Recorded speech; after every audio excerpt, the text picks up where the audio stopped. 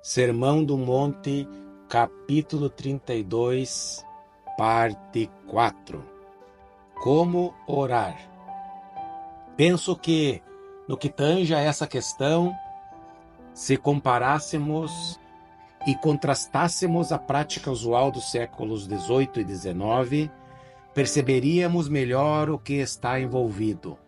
Não dispomos de muitas orações registradas dos notáveis evangelistas do século XVIII, mas existem muitíssimas das chamadas orações populares daqueles que se tornaram conhecidos como os gigantes do púlpito no século XIX. Quase chego a ter a certeza de que foi nesse ponto que começou a haver alterações na vida da igreja cristã, e que isso abriu caminho para a atual ausência de espiritualidade e para o presente estado da igreja cristã em geral. A igreja tornou-se polida, bem educada e respeitável, e os supostos adoradores inconscientemente começaram a ocupar-se consigo, esquecidos de que estavam procurando entrar em comunhão com Deus vivo de veras. Esse erro é extremamente sutil. Em conexão com essa abordagem errônea, a segunda dificuldade surge quando nos inclinamos por concentrar nossa atenção sobre a forma das nossas orações, ou sobre a duração das mesmas. Por outro lado, Jesus recomendou-nos: e orando não useis de vãs repetições, como os gentios, porque presumem que pelo seu muito falar serão ouvidos. Você deve estar familiarizado com o significado desse termo, vãs repetições.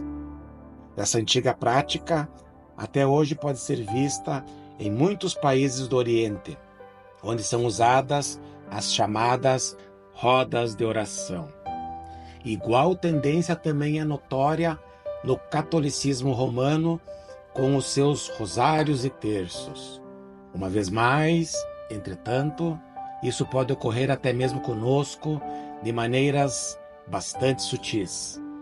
Há pessoas que dão excessiva importância ao fato de suas orações serem marcadas para determinados horários. Em um certo sentido, é vantajoso que as nossas orações sejam feitas em horas marcadas. Contudo, se toda a nossa preocupação for orar em determinado horário e não o ato de orar, seria melhor não orarmos. É tão fácil o crente cair em um hábito rotineiro que ele se olvide do verdadeiro propósito daquilo que está fazendo.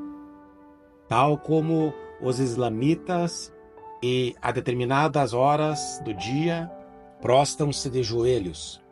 Assim também há pessoas que, ao marcarem um horário fixo para orar, chegado o horário marcado, precipitam-se para fazer suas orações a Deus, mas perdem a calma se por acaso alguém vier estorvá-las.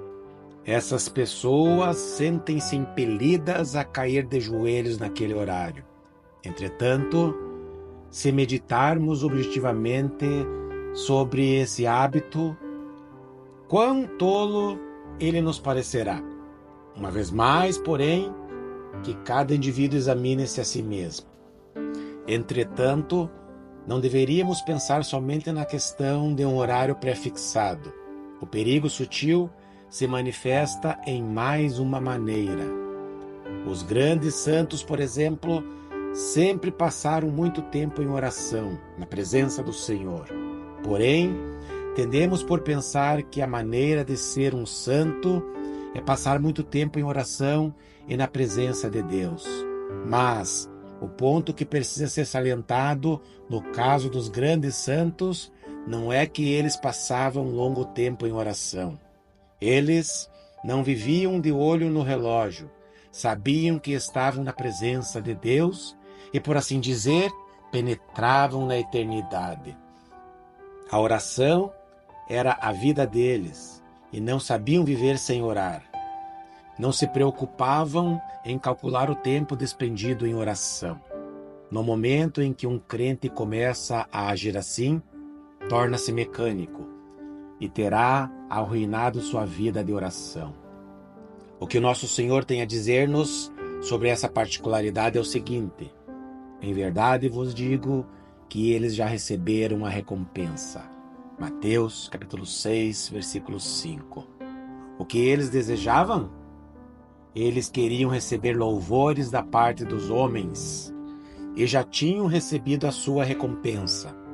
Por semelhante modo, hoje em dia há pessoas que são consideradas grandes homens de oração ou são consideradas como quem oferece belas e admiráveis orações.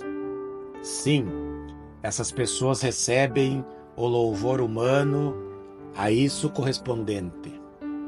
Porém, pobres almas, isso é tudo quanto elas obtêm. Em verdade vos digo que eles já receberam a recompensa. Ao falecerem, seu necrólogo haverá de atribuir-lhes admiráveis qualidades de caráter como pessoas dedicadas à oração. Acredite-me, porém, que aquela outra pobre alma de coração partido, que não é capaz de formular uma sentença gramaticalmente correta, mas que clama a Deus do fundo de sua agonia, chega até a presença do Senhor e será recompensada de uma forma que aquelas outras jamais conhecerão. Eles já receberam a recompensa. Queriam o louvor humano e foi isso que obtiveram. Abandonemos esses erros e apelemos para o caminho certo. Há uma maneira certa de orar e, uma vez mais, o segredo que envolve essa questão está na abordagem. Esta é a essência das instruções dadas por nosso Senhor. Tu, porém, quando orares, entra no teu quarto e, fechada a porta, orarás a teu Pai que está em secreto, e teu Pai que vê em secreto te recompensará. E orando não useis de vãs repetições, como os gentios, porque presumem que pelo seu muito falar serão ouvidos. Não vos assemelheis, pois, a eles, porque Deus, o vosso Pai, sabe o de que tendes necessidade, antes que lhe o peçais. Mateus, capítulo 6, versículos 6 a 8. Qual o sentido dessas palavras? Em termos de um princípio essencial, esta é a significação.